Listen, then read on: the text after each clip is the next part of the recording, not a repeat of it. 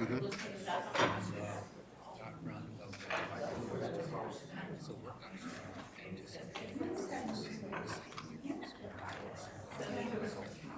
traffic going out.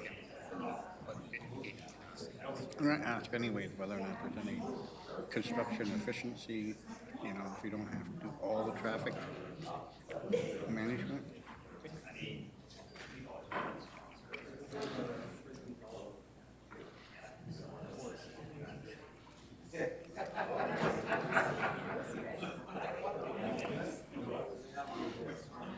Okay, good morning, and I'd like to bring the Planning and Works Committee meeting to order, please. Are there any declarations of pecuniary interest? Seeing none. We have a delegation today, as you've been informed previously. And so I'll ask Mr. Marshall if he would come forward, or representatives of One Property, or WAM, for their presentation. Good morning. Good morning. My name is Matt Campbell. I'm here from Zelinka, Priamo. We're the land use planning consultants on behalf of One Properties. And I'm here to speak to you today regarding access to Fischer-Hallman Road for 1250, 1270, and 1314 Fischer-Hallman Road. We were previously in front of this committee just about a year ago, and there was a resolution that was passed that permitted a full turns access to this site. And we're here in front of you today to ask for a revised motion. And the reason that we're here is because for the past year, we've been attempting to work with staff. And these are based on the conditions that the committee and the region gave us a little over a year ago. And unfortunately, we haven't been able to come to an agreement in order to implement this access. So we're here to ask for a revised motion on that today. Just to refresh everyone's minds as to this particular development, is a large mixed-use development with a range of commercial uses, including a grocery store, office commercial, and importantly, there are approximately 650 units that are going to be built here. And as of today, approximately 2 of those are rental units. We think this is going to be a great asset to the city, and we're really excited about this development. And attaining the proper access is an integral component of this development. Some of the images you see here, this is the development. There's a current building proposed at the corner of Fischer-Hallman and Bleams, and a range of commercial buildings as well, and 3 large apartment buildings on the south end of the site. We know that there is going to be a trail running along the north side of Strasburg Creek, and part of the access that we're proposing here will facilitate a pedestrian crossing going from the west side to the east side and vice versa for pedestrians using that trail. And this is what the access will look like. This image was previously provided to the committee, and this is the proposed full turns access that we're looking for. And we think this is the optimal solution for this intersection. It promotes pedestrian crossings and isn't going to have any sort of detrimental effect on the flow of traffic on Fischer-Hallman. Let me see that access again. So in moving forward with this development, we're at a bit of a standstill, unfortunately. As I mentioned, we've been working with the regional staff for about the past year through the various planning applications that have been brought forward for these lands, and unfortunately, we cannot come to a resolution, and it's putting this project in serious jeopardy. And so what we're here today to ask for is a revised motion in which my client, One Properties, the developer of these lands, will pay 100% of the cost for a signalized access, that's a traffic signal, which is to be installed and operational in the retail portion of the project. That's the southerly access on Fischer-Hallman Road. And we're anticipating that this access will be permanent. Additionally, One Properties is proposing a $500,000 contribution to the region towards planned pedestrian crossings and intersection improvements at this location. And again, this is a result of working with staff for the past year and trying to get a resolution to this particular access problem. And we believe that a revised motion from committee and regional council will facilitate the implementation of this access and allow this development to proceed. So again, we're asking for that revised motion from you this morning. Be happy to answer any questions. We have Jim Gough from WSP, who is here to answer any traffic questions, as well as 2 representatives from One Properties. We'll be happy to answer any questions you may have. Okay, thanks, Matt. Chair Redmond? Thank you, Chair Galloway. Can you just speak to the impact this will have? I'm over here if you're looking. Sorry, thank you. The impact this will have on the project, given that later on we have a report that talks about some First Nations findings on the construction site of Fischer-Hallman, and that piece of Fischer-Hallman will be held up for a substantial period of time? Absolutely, and we were discussing that particular issue with staff not too long ago, and we do understand that there is an archaeological site that requires some work. In terms of this particular access, we're still working out the nuances of how that is actually going to impact it, and long-term, we believe it's just going to be a timing issue. Well, we're doing everything in our power to make sure that this access goes as quickly as possible. We recognize that there is a process that has to go through with archaeological assessments, and we're working through the details with that.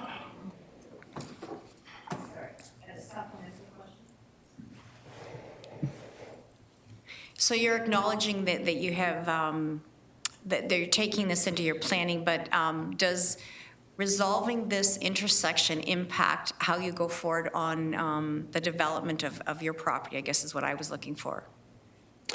Yes, fundamentally, it impacts the development of the whole lands. And the reason why it does is because there are purchase options in place for these lands right now that are contingent on this access. And the conditions that have been imposed through staff, and as I mentioned, we've been working with staff for the past year, it puts our client in an untenable position in which the access arrangement isn't viable from a planning and economic perspective. And just one additional point, you said there are rental as of today, so I'm assuming that that's a bit of a work in progress, and the number of rental units on this footprint could change when the development is actually completed. That's correct. There are, as I mentioned, there's approximately 250 units that are planned for rental units today, and that's within the 650 units that are earmarked for this development. That number could very well increase. And decrease? Due to the zoning that we have on the site, I believe it's unlikely that it would decrease. Okay, thank you. Councillor Strickland? Thank you, Mr. Chair. Through you, I'm just looking at this correspondence from Mr. Marshall dated February 28th. And was it really over a year ago, February 6, 2019, when we passed this resolution? That's a rhetorical question. I guess I'm surprised that it's taken us that long. And then when I look at the resolution that we adopted, compared to the resolution that One Properties is requesting today, I'm assuming that that they would convey the land required for a roundabout at a future date if required as per the original resolution. So I can speak to those 2 points. Yes, it has been just about a year, or sorry, actually over a year. And yes, so in preparing the site plan for the One Property site, we've already accommodated lands for a potential future roundabout. It required some rejigging of buildings to make sure that we could dedicate that land, but yes, that has been accommodated for in the site plan. Okay, so I would just add that to the proposed resolution as a third bullet, just to be clear, that the land would be conveyed as required for roundabout at a future date. So when we get to that on the floor, Mr. Chair, I would move that resolution at the appropriate time and then speak to it. Okay. Councillor Harris. Yeah, that was my question. What exactly would be the modification to the original resolution? So 3, again, is the additional clarity that is needed to be provided here. So I would second that motion when it comes. Okay, I've got no other speakers. I have a few questions. So, and I think council needs to be aware of this, is that currently there is an appeal at LPAT on this particular property, which, depending on its outcome, could substantially change the future development of this property. And so my question is, I mean, in the event of an unsuccessful LPAT decision, what happens to the project? And then what happens to even this intersection? It could all go away, or it could change substantially. The property would have to be redesigned. I don't know. What are the implications of an unsuccessful LPAT decision, which is long overdue and anticipated any day, I suppose, but then it's been anticipated for a number of months any day. So what would be the impact on the decision that we're making today in that event? Mr. Chair, there's 2 points we'd like to make. I'll answer your question first, and then Jeff Marshall here from One Properties would like to address the issue of the land conveyance regarding the roundabout. So in regards to your question about the LPAT appeal, we fully anticipate that LPAT will come back in a decision in our favor, and there would be no modification necessary to the plan. But recognizing that it is within LPAT's power to change any of the zoning regulations that the city has approved here, potentially there could be a require for a redesign of this, but I think that's highly unlikely. And so, you know, if that were the case, then we would redesign in compliance with LPAT's decision. In my opinion, I don't think it would change the fundamentals of this access to any significant degree. Okay. Mr. Marshall. Good morning, Jeff Marshall, One Properties. Yes, just to follow up on that, yes. Obviously, we're very confident we're going to get a positive decision on this. In essence, the appeal really was, our opinion was it was a competition appeal, and it was a pretty brief LPAT hearing, so it's just a timing issue for us. Again, so we are here today. It is important for us to move forward with this, just to reiterate, because we do have some purchase and sale agreements as well as anchor tenant leases that are contingent and have conditions related to having this access, having some certainty to this. That's why we're back here today. And hopefully you can just, you know, all of this would be conditioned on obviously receiving a positive decision from the LPAT. I think Matt did summarize it quite well. I mean, what we're here to do today is to sort of clarify some of the items from the previous resolution and really sort of just, again, provide some certainty that on the traffic signal, really we're coming back and looking at this as a permanent solution. We have our support from our traffic engineer that this is not going to have any undue cause on the traffic on Fischer-Hallman. We've done our analysis there, and I think we've shown that there is superior benefits to having that signal there in replace of a roundabout for the benefits that it has with pedestrian crossings. We know that there's some planned seniors on the west side of the road. The idea, we've designed our project with the city and region as well to have a pedestrian-oriented type project, and so we feel strongly that having an actually traffic signal at this location with a pedestrian crossing makes the most sense and won't have any negative effect on the traffic flow along Fischer-Hallman. So just back to what Sean's comment was, so what we're looking at today is really confirming the approval for the traffic signal, and that would be, in this case, it's just a permanent solution. And then we are providing then a contribution really at the region's discretion to use that could enhance that crossing, because we know that there was some pedestrian signals that were going to be just planned just south of that. We're saying, why not just combine it all, have a really good intersection that's safe for everybody to cross? And so that's sort of the proposal here today.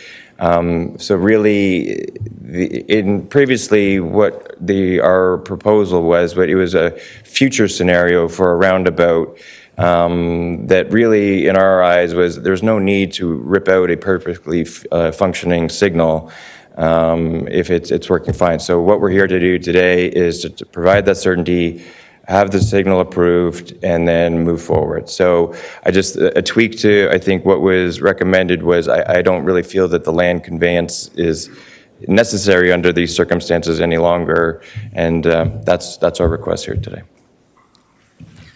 Okay.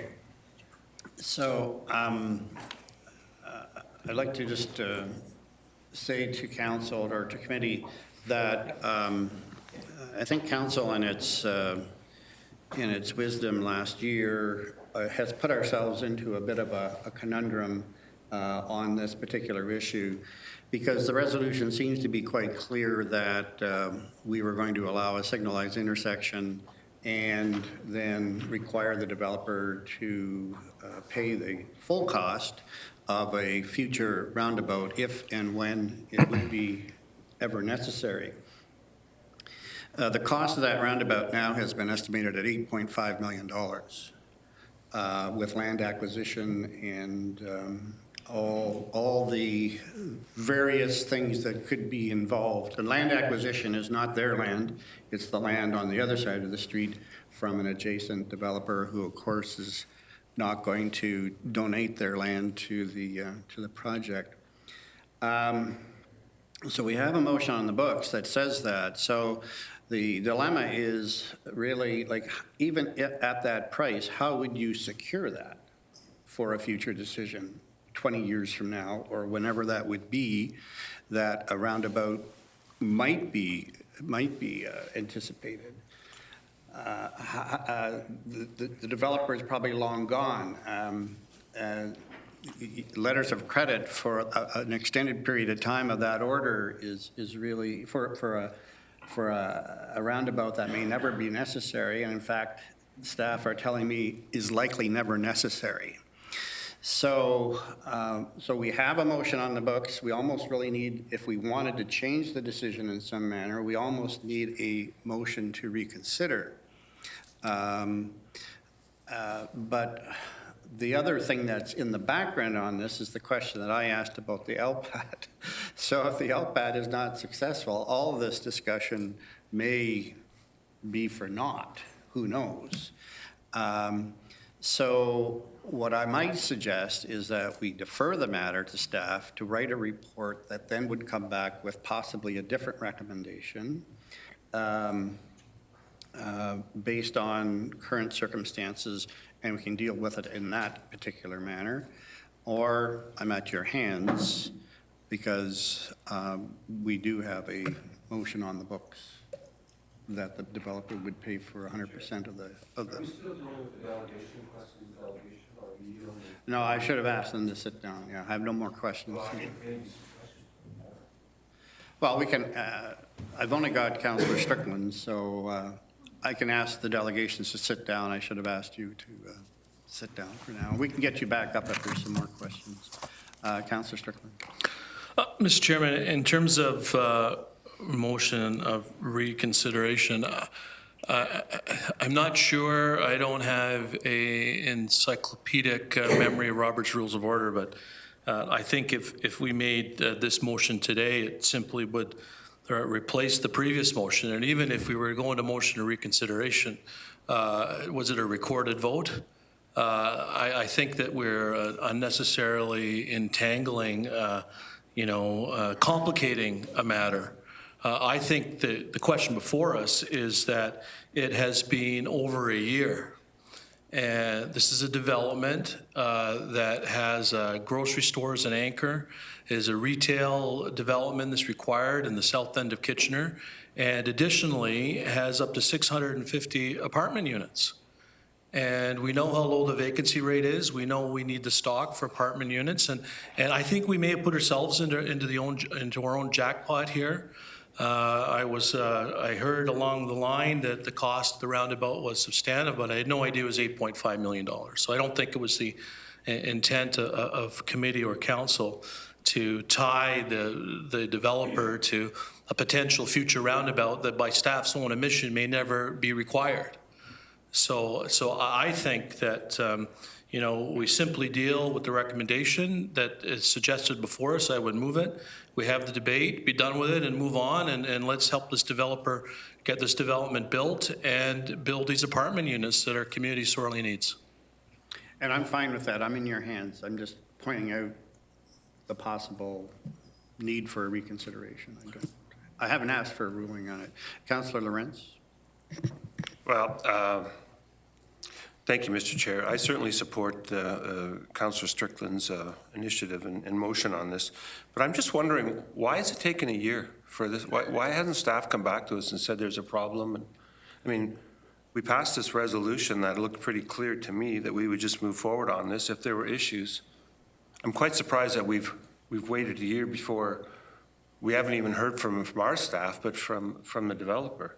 So, I mean, because you get the emails as well as I do with some of the problems that is happening along Fischer-Hallman further south up to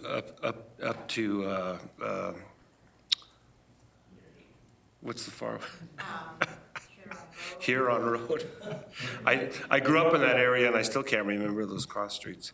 So, I think that if there's an issue with the adjacent property owner, I think the City of Kitchener will look at through site plan and probably ask for those lands. I mean, everybody has to make contributions when they're doing developments, and if the land needs to be secured for future roundabouts, I think that's up to the city or us to sit down with them and say that we need that, like we always have. So I don't see that as an issue. I would agree with Councillor Strickland. I think we need to get as much rental housing on the market as we possibly can. And there may be even an opportunity for us to put some affordable housing in this development. So we need to move forward on this. And like I said, I'm quite surprised that it's coming back to us through a developer saying that we've passed this a year ago and they haven't made any headway on it. And I really would like to hear from staff on what some of their issues are. I don't want to place blame, but to me, this seems quite unusual. Mr. Schmidt? I think the main issue and delay in this has been that staff field council resolution was very clear. It said 100% of the funds for the roundabout were to be paid for by the developer. And council and staff are bound to implement council's recommendations. I believe the developer didn't believe that resolution was clear, that was passed, and didn't believe that land costs and other items were included. So we've done a lot of work to fully develop what is an actual cost of a roundabout there, which is in the range of $6 to $8.5 million, about $6 million if you constructed it now, probably closer to 8.5 if you constructed it in the future. So I think staff, we're trying to comply with what council requested us to do, which was secure 100% of the cost of this roundabout, which probably was substantially higher than any of us thought at the time. There's also been the ongoing issue of the LPAT and the appeal process. So there hasn't been, I would say, a huge urgency to get this done. It hasn't been necessary. The developer was not being held up in any way at this. We understand we're close to the LPAT hopefully being settled one way or the other. We have been working on and looking at, can we bring a report forward with this to try and resolve this? We've been preempted by the developer. I would say staff are generally fine if council wants to give us the direction to install the traffic signal as they did.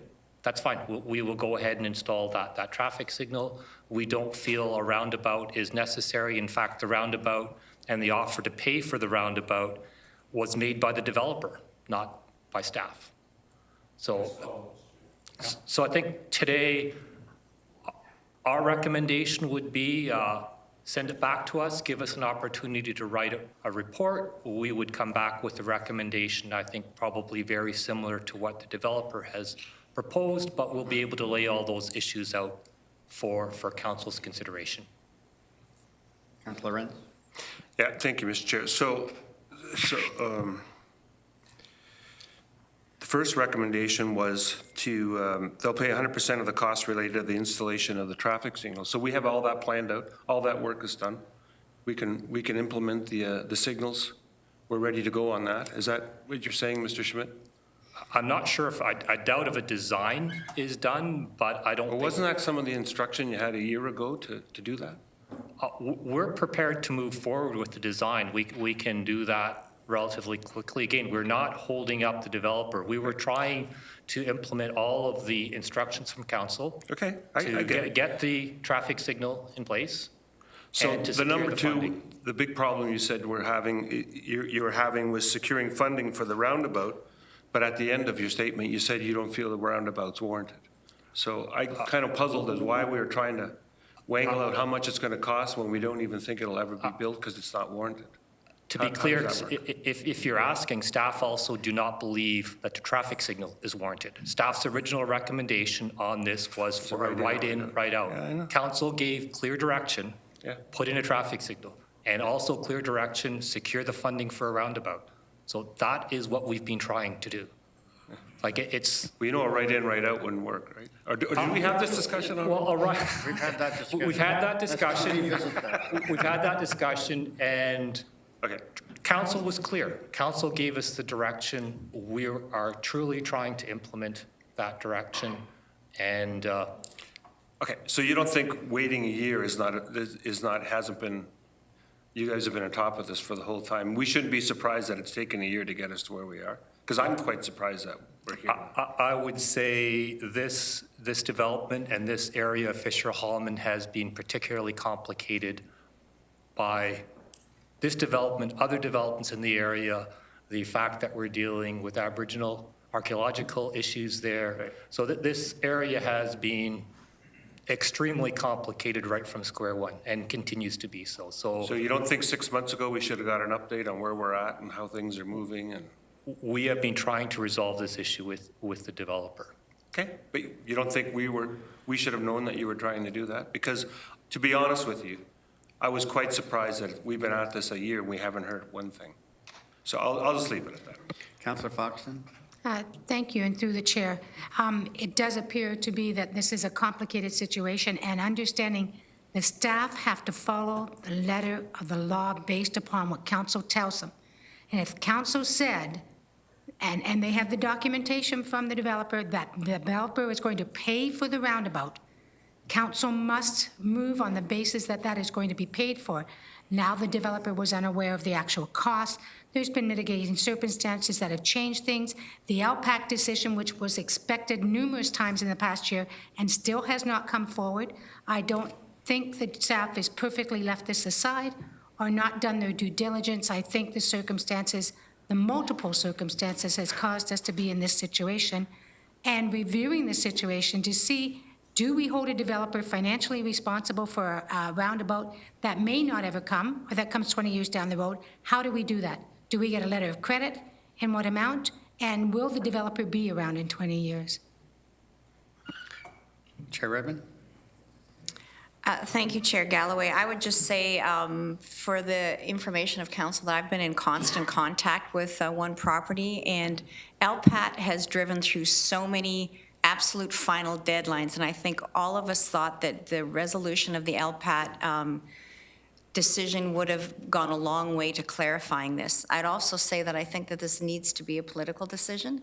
This isn't something that we can refer to staff. Staff can look at the design, they can give us an accurate costing, but the reality was it was a political decision to go with the proposal by the developer, and staff interpreted it very literally. I have to say, personally, I didn't foresee the acquisition of somebody else's land as part of the roundabout. We have worked with the developer looking at several scenarios. None of them have been acceptable. So I think it's appropriate that it's back here at this table for us to make the decision and give direction to staff.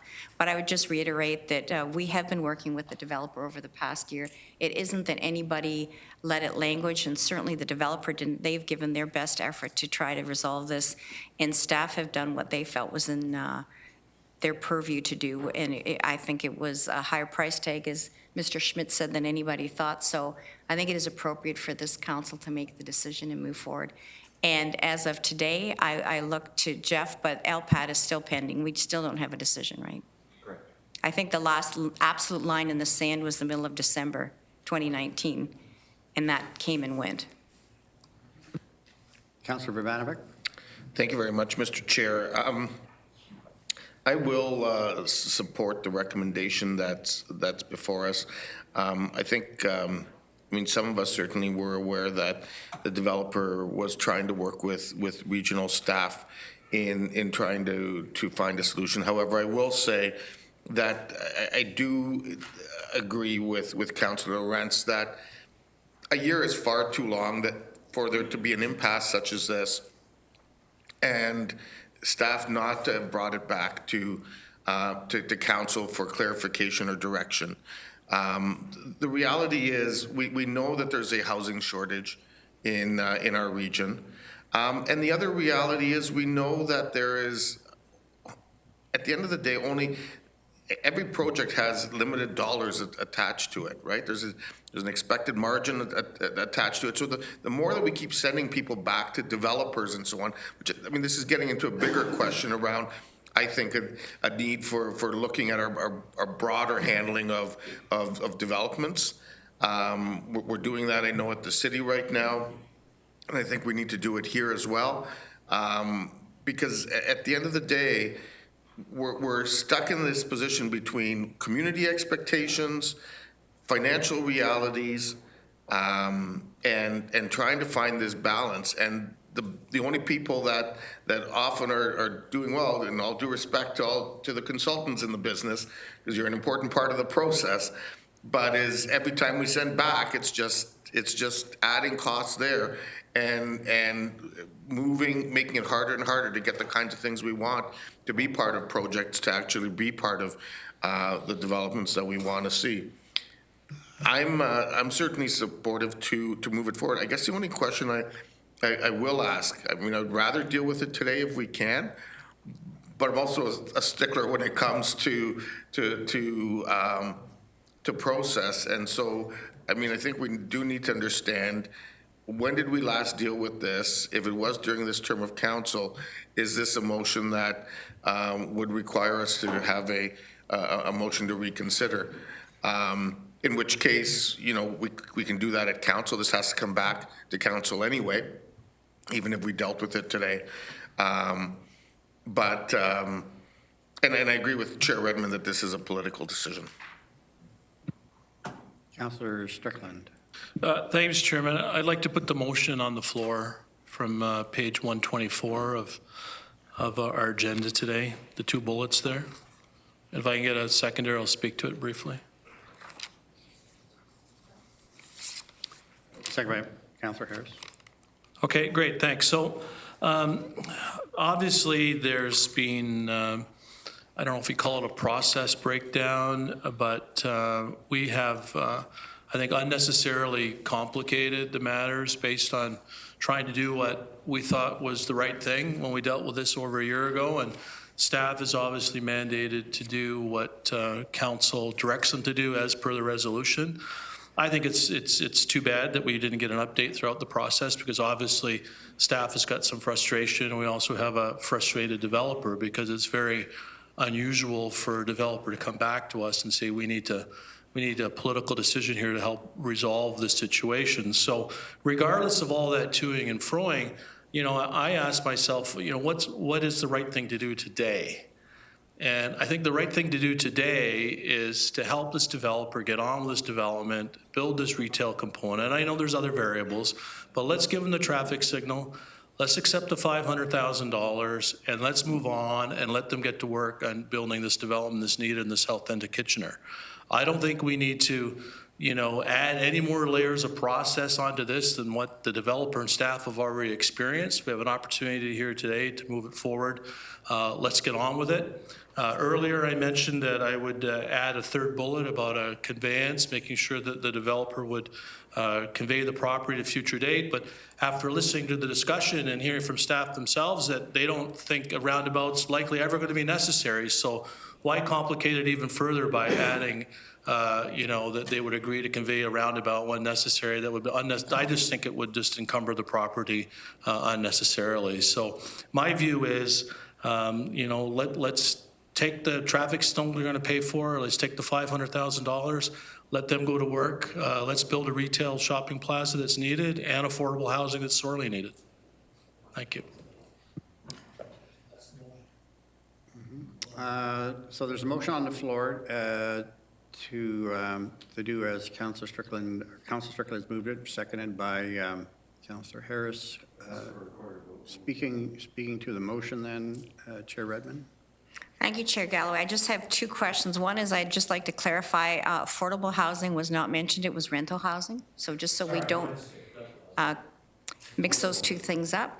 And I guess I would just ask staff for direction. I think everybody was clear when we voted on this last time. It was a little bit like the referendum question in Quebec. Everybody was very clear, but everybody had a different interpretation. So in the spirit of being precise, do we have a valuation that the developer can go away with that says, yes, this is the price tag for 100% cost for the traffic signal? Who could answer that? I mean, probably the developer can best answer that. I believe they're fully aware of what a traffic signal costs. Or more? Mr. Marshall? Jeff Marshall again, One Properties.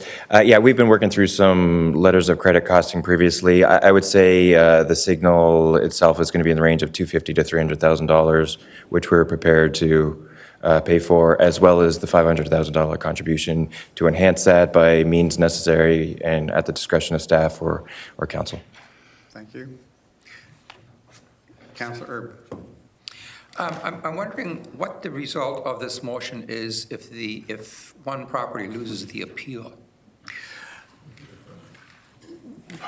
Well, the question is, what if the LPAT, well, then it's, there could be further process associated with that to appeal that decision or whatever. I think it's speculative whether or not the project would go ahead, but then it would become almost redundant. The intersection wouldn't go ahead, the signalization wouldn't go ahead, and quite possibly in the future the property would be redesigned and we would have another proposal in front of us to deal with. So this is not going to get built without.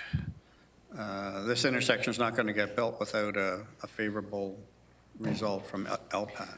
So the region won't be putting any more money into it? No, I don't think there's a concern in that regard, but there is that scenario. But Councillor Armstrong? Yeah, I thought I heard the developer say that even if they lose it, the LPAT, it probably wouldn't change the intersection that much, if at all.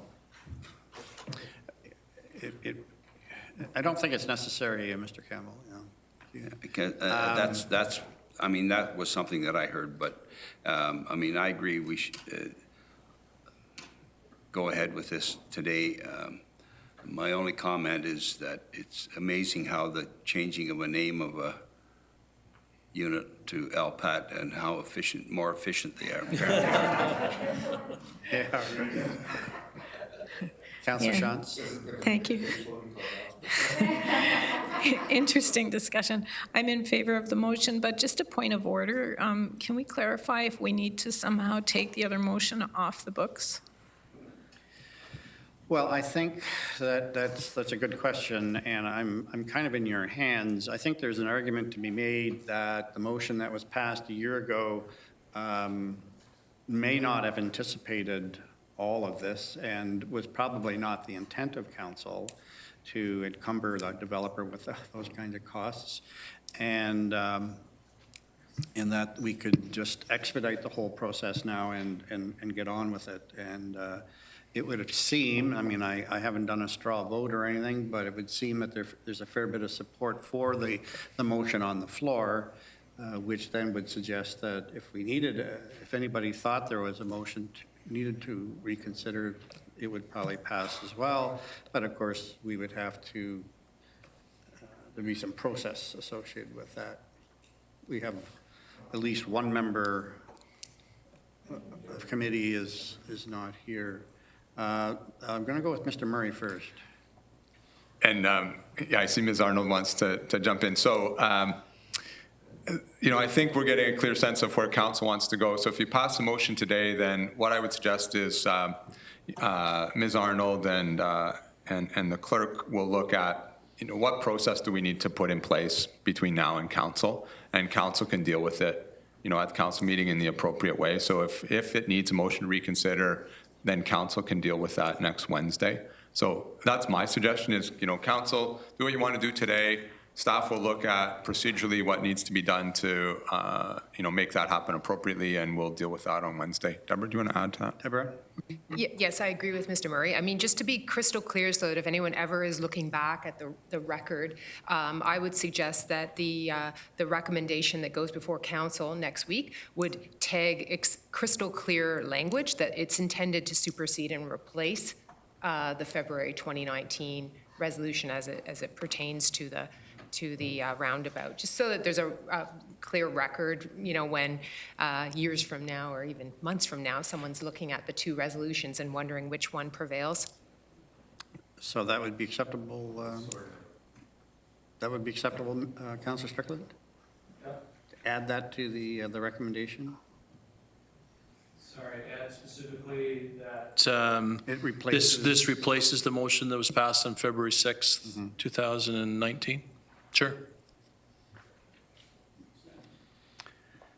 Okay, I have no further questions. A recorded vote has been asked for. So the resolution, just to be clear, is to accept Councillor Strickland's recommendation, the $500,000 contribution, removing the requirement for the roundabout and so on, and 100% cost of the traffic signal, and the reference to this replacing the February 6, 2019 resolution of council. All in favor? Oh, record vote, yes, sorry. So hang on.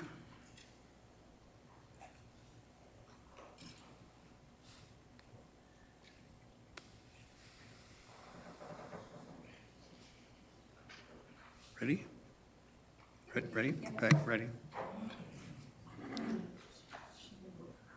Go ahead and vote.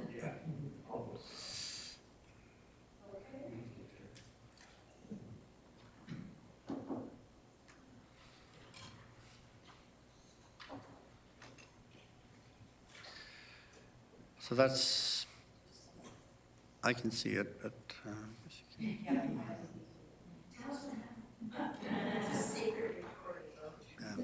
Okay, that's, yeah, so that's passed. Oh. Yep. Okay, it's carried. All right. Okay, we'll carry on with the agenda then. The next item are the consent agenda. There are 3 items on the consent agenda. Does anybody wish to discuss any one of those? Seeing none, motion to approve the consent agenda. Councillor Armstrong, Councillor McGarry, all in favor? Okay, to the regular agenda then. The first, there are no presentations, so but there'll certainly be questions that staff are here to answer. So the first one is the project approval for the King Street East Highway 401 overpass, the Freeport Bridge, Sportsworld Drive project. Are there any questions in that regard? I have one. There is a developer who has asked that the phasing of this project be changed so that, or that certain phases maybe take place concurrently. This has to do with the hoop lands and those particular lands, and the access point that is being provided to that project from King Street East, south of the Freeport Bridge. And so there was some question whether or not doing it in the reverse order would benefit that. And I don't know if staff is aware of that or not. I believe staff were contacted by the developer. I just want to get a response as to whether or not that's possible, whether or not that's advisable, and even necessary, because I know that that linkage is also dependent on a railway grade separation, which is not going to happen overnight as well. So is there any staff that could address that? Mr. Bauer? Thank you, through you, Mr. Chair. So the timing is, the staging has been planned with the south end first, primarily because the road there is in the poorest condition and in most urgent need of reconstruction. Also, the work at the north end, closer to the highway, the MTO crossing requires MTO approvals, so there could be some additional time required to obtain those approvals. That being said, we can certainly review the method by which we can accomplish or provide that access, whether it's at the same time as construction or whether there is some temporary works that might be done initially. We can certainly review that. So there shouldn't be an issue? I don't foresee an issue with providing an access there. Okay. The other thing, I think, I'll ask the question, I think, is that Ion Stage 2 goes through this particular corridor. So I think it's in the report, but I just want to hear that the underground utilities are all going to be located appropriately so that we will not have to go back again and do any additional work in that regard. Yes, that is correct. There's an 8-meter wide center median being reserved for the future LRT line there. Okay. All right. Motion to approve the project. Councillor Harris, Councillor Clark, all in favor? It's carried. The next item is the Fischer-Hallman road improvements, the archaeological study that's been referred to. Pretty significant finding and some significant cost associated with investigating it and significant closure of the road, which, you know, is going to be difficult. So any questions in that regard? This is really to amend an agreement, a consulting agreement. I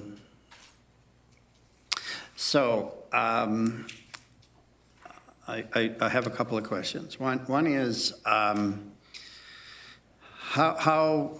much or how certain are we that the road needs to be closed for that length of time? Is this really dependent on initial findings? Could it be shorter? Could it be longer? Is this just the 7 months, is having that road shut down for 7 months? There are some retailers in the area that are not looking forward to this closure. The detour is long and difficult. So is there a period of time during which it has to be shut down, but there may be an additional period of time where traffic can be reinstated while the study is underway, or just 2 lanes, or a small diversion, or whatever? Have we looked at all the possibilities associated with that, and whether or not, are we just being cautious in saying 7 months? Yes, through you, Mr. Chair. So it is an estimate. It could be longer, it could be shorter. There are two components of the work that require the road closure. One of them is the archaeological investigation, and the other is the installation of the new culverts on Strasburg Creek. Both of those require road closure, which is why they're being done at the same time. There is some uncertainty about what we might find under the road for the archaeological study, and we are trying to be reasonably conservative in estimating the time for that. We're hoping it might be less, but it could potentially be longer. There is archaeological work that will be happening alongside the road that will continue.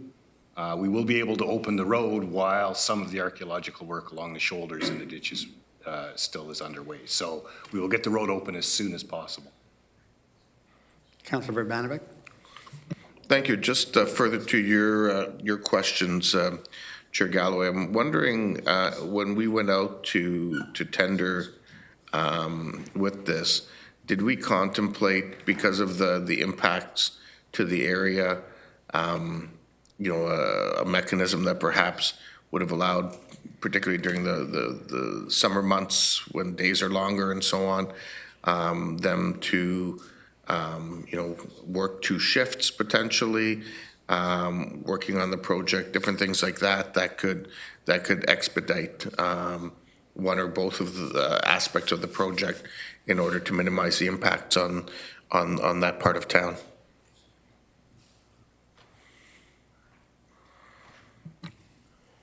Again, through you, Mr. Chair, I believe there would be some challenges with trying to do the archaeological work in multiple shifts. We'd have an issue with the amount of personnel and the number of personnel working there. We also have typically challenges with noise and so forth in adjoining areas if we do work at night. We also have significant challenges with contractors being able to provide 2 crews to work multiple shifts during the week. So in most cases, if we're doing night work, we're not working during the day. It's for traffic. It's to avoid disruptions during the day at peak traffic times, but not for an extended period of time like this. Yeah, and to be clear, I wasn't talking about night work.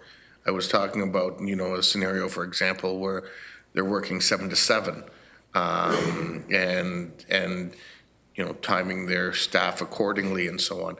It just, I've seen this with various projects. I mean, even, Weber Street, as an example, there were chunks of Weber Street that there was very little happening, and I take that last year as an example, take that route every day, as does the chair and others, and there were days where there was very little to nothing going on. In fact, sometimes it felt like, a week would pass by. And I get some of that is waiting for ground settling and having to deal with different piping at different times and things like that. But I just think we need to rethink where we can our approach to some of these projects and consider impact on the broader community.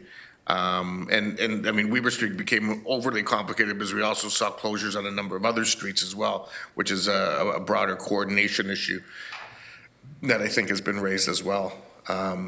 So it may be too late for this. I don't know if this is a conversation. In fact, I would like to ask that conversation happen with Wood Canada between now and this coming to council next week, and exploring what possibilities might be available to shorten the construction time. Okay, can I ask staff to have that conversation, whether or not it's possible or not? I've got 2 more questions. One is, what will we be able to do for cyclists and pedestrians through this corridor? There is no acceptable detour for cyclists and pedestrians through this corridor. Is that access going to be maintained during the 7-month period?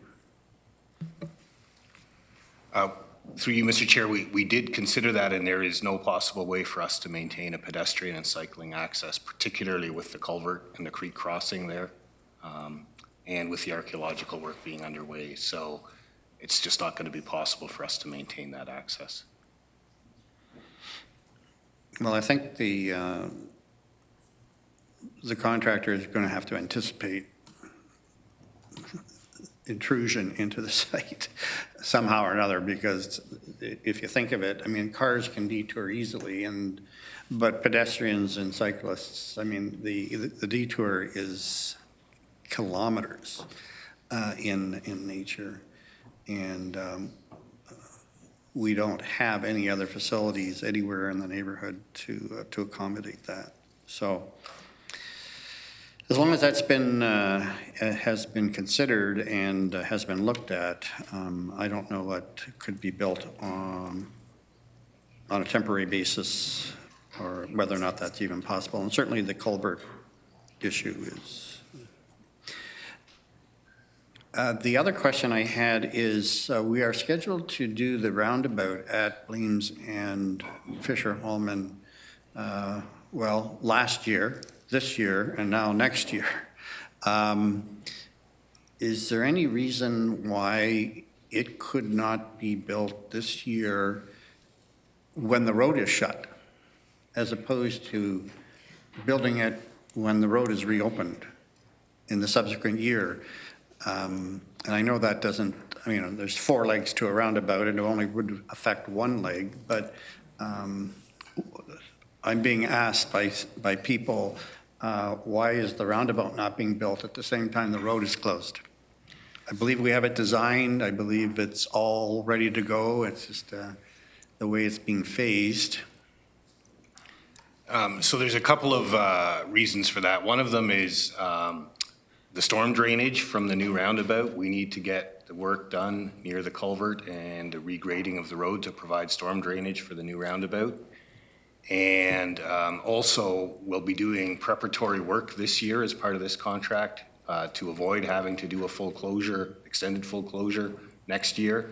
There will be some short-term closures for certain operations, but it won't be a season-long closure the way it will be this year. So preparatory work will get done to limit the amount of closures required next year. It's an awful lot of work to get done in 1 year regardless, so.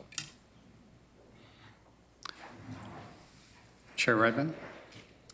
Thank you. Further to your comment about alternative egress for bikes and pedestrians, is there a standard communication plan that goes along with letting people know that this is no longer a viable access and what alternative routes are, and that kind of information, not only the signage, but disseminated broadly within the community and specifically in that area where people would choose that route normally? Yes, through you, Mr. Chair. So we will be sending out notices to that area. We'll be putting up signs. We'll have information on our website. So we'll do our best to broadcast that as broadly as possible and provide information about alternative routes. The other thing I will add is that there may be some possibilities, and we'll certainly take a look at getting some sort of temporary facility open sooner than perhaps the road can be open to vehicles, if that is possible. So we may be able to shorten the duration of the closure for the pedestrians and cyclists. That'd be a good idea if it's possible, yeah. Okay, there's a motion to, it's really the contract for the archaeological work, and then a change in scope to the other consultant. Motion, Councillor Clark, Councillor Lawrence. Oh, you want to speak? Are you seconding it? Yes, I speak. Okay, good. Go ahead. Yep, thank you. And Mr. Chairman, I share all of your concerns, but honestly, this is no surprise. We knew this was coming. In fact, they wanted to do it earlier, and we've kind of put it off. The archaeological thing we knew? No, not the archaeological, but the twin box. Oh, yes, that was, yeah. So, you know, it is what it is, and I think people will just have to realize that it's going to happen. I mean, when we built the LRT, there was a lot of people that were inconvenienced, and now they benefit from it. So it's unfortunate, but it's going to be a bit of a mess out there for a while. Okay, all in favor? That's carried. The next item is the Grand River Transit U-Pass contract updates. So we have updates on most of all the contracts we have, and some are ready to go ahead. I think there's one that's subject to a referendum. Is there any questions on Councillor Clark. Thank you, Chair. I'm fine with the recommendations, but I was surprised at the variation in the fees. I had imagined that everybody would pay the same, and I'm wondering whether I can get a sort of high-level explanation of how those calculations are done. Is it simply smaller student bodies have higher costs? Has it to do with routes? How do we determine those fees? Mr. Zing? Through you, Mr. Chair. The rates would be, for all 5 UPass agreement participants, would be the same at the end of this 5-year period. So Conestoga College, which doesn't have a UPass at this time, is different. That was projected out based on the challenges of servicing that area and the difficulty not being as central to other services. But the other 5 agreements are the same after the first year, and I believe starting in September of 2021, they would be the same. A follow-up question? So the referenda that have to happen, is that, what are the students voting on? Whether they want to participate? Are they voting on the fees? How frequently does that doesn't happen annually? Through you, Mr. Chair, it's not an annual referendum. It's a 5-year arrangement now. This would be 4-year renewal it's 1 year continuation and a 4-year renewal for the 3 groups that would start in 2021. And it is mostly based on price, but there are some changes to the contract as well proposed. Okay. Thank you. Okay, no further questions. Someone wish to move the motion? Councillor Foxton, Chair Redmond. All in favor? That's carried. The next item is the low-income transit program update. Any questions on that? Moved by Councillor Strickland, seconded by Councillor Erb. All in favor? That's carried. The last item then is a second, no, two more items. The drinking water summary report, starting on page 88. Are there any questions? Councillor Lawrence? Thank you, Mr. Chair, and I'm not sure if this is the appropriate place to ask this, but I'm going to anyway, and it's dealing with our programs about Smart About Salt and the swim pond, whole idea and configuration of storm management ponds in all of the urban municipalities. As you know, a lot of water drains into those ponds, and then they get silted out, and the water moves on through the system down to the Grand River. But my understanding is that we're starting to do tests on these ponds twice a year now to look for high concentrations of salts or anything else, and I guess that's a good thing, but I don't understand what the outcome would be. It's almost like the horse is out of the barn, and now we're worried about the amount of salt and chlorides that we put down on our roads, not only privately but publicly. And now we're testing for it, and what is the outcome? What happens if we stumble across a pond somewhere down by Sportsworld that has a high concentration of salts or chlorines or sleens or whatever you want to call it? Whose responsibility is that to be? Can it be cleaned up? Whose responsibility is it? And how do we get ourselves out of what we've created over the last 20 or 30 years by dumping all this stuff on our roads and highways for years and years and years and years? Now it seems like we're paying the price of it, but who is? Mr. Smith? So the majority of those swim ponds would actually be with the local municipalities. So there might be 1 or 2 that are ours. My guess, and we can follow up on this, is that the testing is being done not for the purposes of doing any remediation work or anything on those ponds, but those ponds do need to be excavated out occasionally, so they require maintenance. And the issue of the quality of what you remove and how you deal with that is a major concern. If it is considered contaminated, you have to deal with that soil very differently than if it's not contaminated. So I suspect if people are doing testing, it's largely to see and determine what are they going to do with that soil when they do a clean out. I'm not sure if anyone else has any different information. That's my understanding. But I can follow up with my counterparts at the local municipalities and see why they're doing that testing. The Source Protection Act, we're responsible, the region is responsible for water quality, right?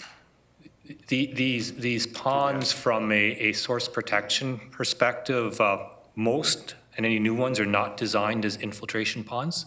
So they don't infiltrate into the groundwater, they discharge into the Grand River. So yes, there's still a concern with water quality. And if they are designed, some of them are designed to provide some benefits in retaining silt and in keeping those types of things out of the river, but they're not really primarily a quality control or improvement device. They're largely to control flow.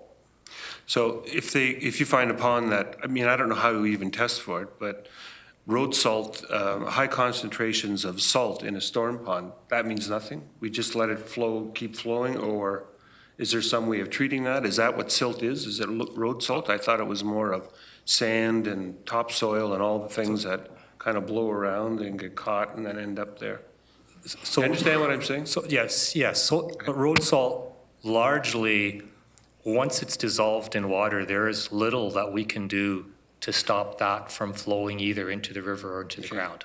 So there's really not. So if a pond was tested for a high amount of salt water in it, there's nothing we would do about it. It just keeps. And I doubt if anyone's testing for high salt water in the pond. I suspect they're testing the sediments in the pond, and they would be testing for potential salts, other contaminants. Some of them are natural. So some of the contaminants in a pond, actually hydrocarbons are produced by the vegetation. So believe it or not, the vegetation growing in the pond contaminates the soil in the pond. And what some of the cities have done is in some of the newer ponds, they provided areas where they can, when they pull out the silts, they pull the silts, they can pile them beside the pond, and then basically it's waiting. If you wait a period of time, it remediates itself, and then you can use that soil in different locations. If that soil is contaminated, either contaminated because the soil has high levels of salt in it or other contaminants, then you can't just put that anywhere. You have to put that in specific locations, a landfill or a designated landfill. But it is, I would suspect the testing is being done in the sediments in the pond, not the water quality in the pond. Okay. So, and you may, I'm not a tough scientist, but you're saying that there's a possibility that some salt doesn't dissolve and it goes into, turns to silt? Or? It's possible that there's salt, that there's solid salt in the pond, or it's possible that the salt is in some of the sediments and is caught there and infiltrates there. Okay. So are we going to get an update after we get through this winter season on salt usage and smart about salt, all the things that we're using to try to make a difference? Sure, I think we've been doing those types of updates. We can do one in the summer on how our salt program has been both on our roads and work we've been doing through Smart About Salt and others. Okay, thank you. Councillor Jowett. Oh, thank you, through the chair. So I just wanted to ask a couple of questions around some of the points that Jeff has made. So we recognize that source protection is the water quality, and that's our responsibility, and certainly just like the rural water program. So I guess our role is advise, monitor, educate, respond, mitigate whenever we can. But I think one of the bigger barriers, if I'm just being clear here, Thomas, is that the province, provincial changes in legislation are what we need to support any other behaviors around the water quality. Is that correct? On salt, I think the big issue, so we do a lot of work at our roads program, and the local municipalities do a lot of work to make sure we use the minimum amount of salt in order to meet a specified standard. So we do have a service level standard. That standard is designated by the province, and I would say is also expected by our customers. So people do expect us to maintain a very high level of road during the winter. So that's essentially legislation. On the, particular on the private side, there's liability requirements. So any private business is hiring someone, and we do have programs for people that are doing maintenance to minimize the amount of salt that they use. But clearly, if someone slips and falls, there are liability issues, and people, I would say, generally tend to err on using more salt rather than less, even if we do provide all the education and training to minimize the amount of use of salt. So I suppose legislatively, if there were changes on liability for slips and falls, that could have an impact on how much salt is used. Yeah, so anybody even clearing their sidewalks tends to put more on so they don't have to come back again, as frequently, right? Yeah, yes, that's, even though we recommend don't use the minimum amount of salt, I think we have online available all the information on what temperatures you should be salting, when you should be using sand. But I would say many people don't have that information. For the commercial type maintainers, there is education and there's training. And there are many places that require these maintainers to have Smartabout salt certification. So they actually have the certification, so they're fully informed on how to apply salt, when to apply salt, how much salt to apply. So we could literally increase our awareness activity if we felt that the parts per million were becoming something that required a more aggressive stance. Is that what we would look at doing? I think we're already doing a lot of public education. I think the problem is we have a lot of sidewalks, we have a lot of roads, and there are impacts on our wells, and it's very difficult to make changes in that. So all I'm going back to is the days of hearing, be nice, clear your ice.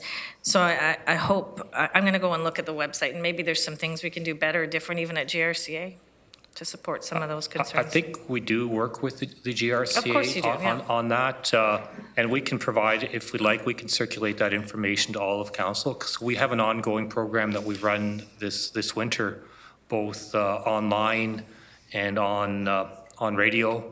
So we can circulate that information so that all of council can see. Okay, thanks. Councillor Shaw. Thank you.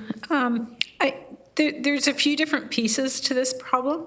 One is public education we talked about. The other is usage of salt. And then there's the issue of salt and other soil contaminants. And I think they're separate. I think for the most part, salt will dissolve in water and sit in the water unless it evaporates. So I guess what's going through my mind, I was reading recently about and I forget which country it was, but they're using solar to desalinate seawater. And so we live in a very intelligent part of the province. We've got all kinds of mines here.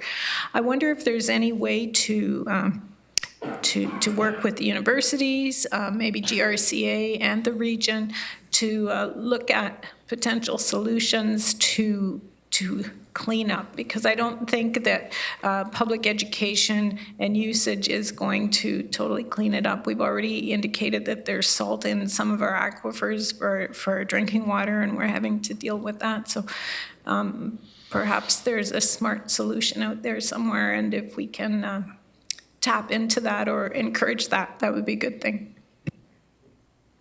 The technologies to remove salt are pretty well known. It's a reverse osmosis type of process, so very similar to if you went and bought a unit for underneath your sink to remove contaminants. That's the same type of unit that you would use to remove salt.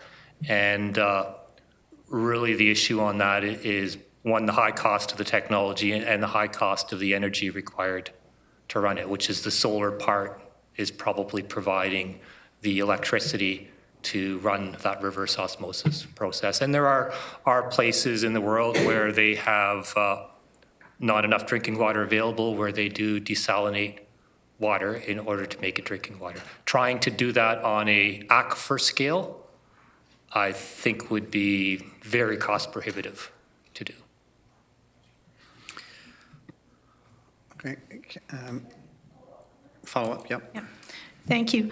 I understand it's expensive and it's bulky. It's not an easy thing to do at this time, but as I said, there are some great minds out there, and things that we thought were unsolvable have been solved. So perhaps some young up-and-coming scientist will have an epiphany and find an easier way.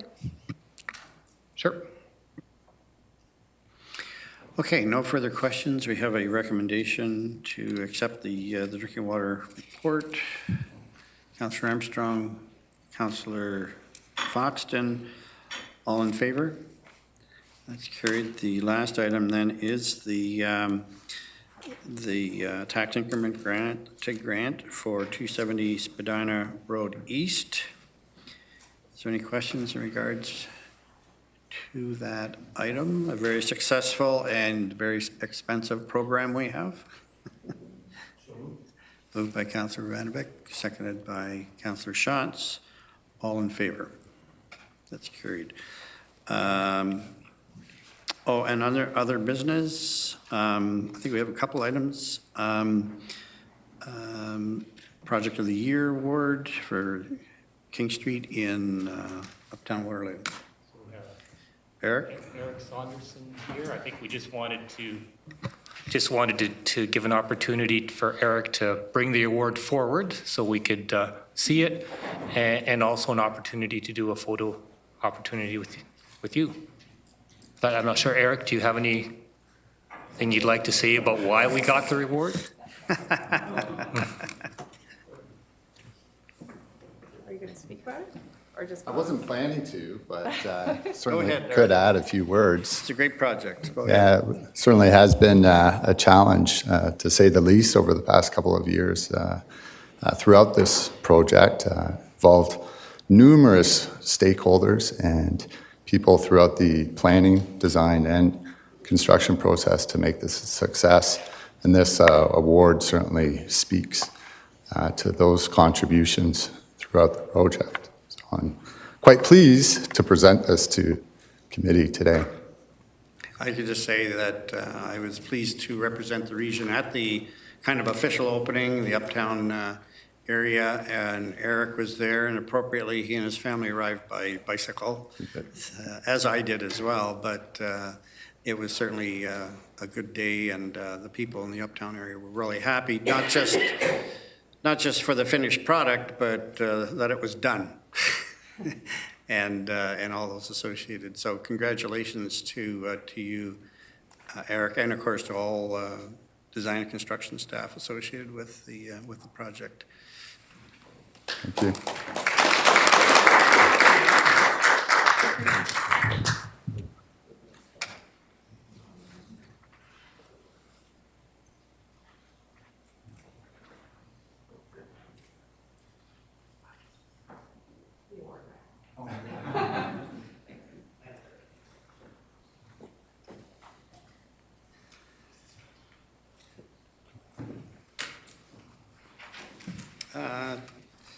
And Chair Redmond.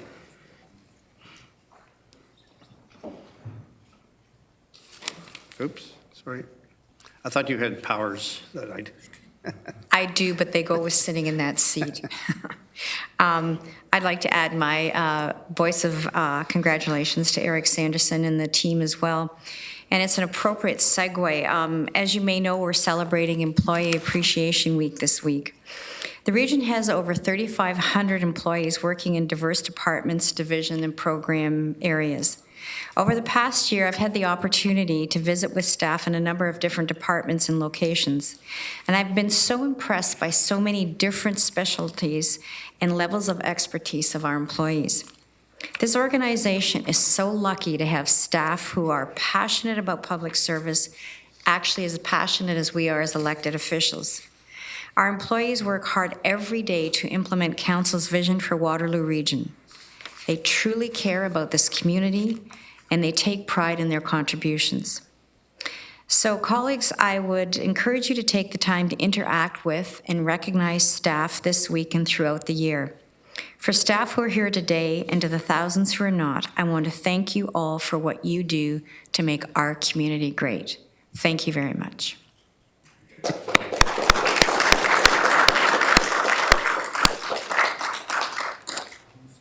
Motion to adjourn.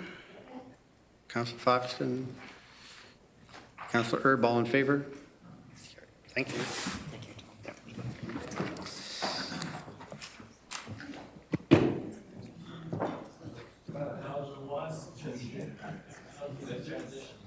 One Saskatchewan, two Saskatchewan.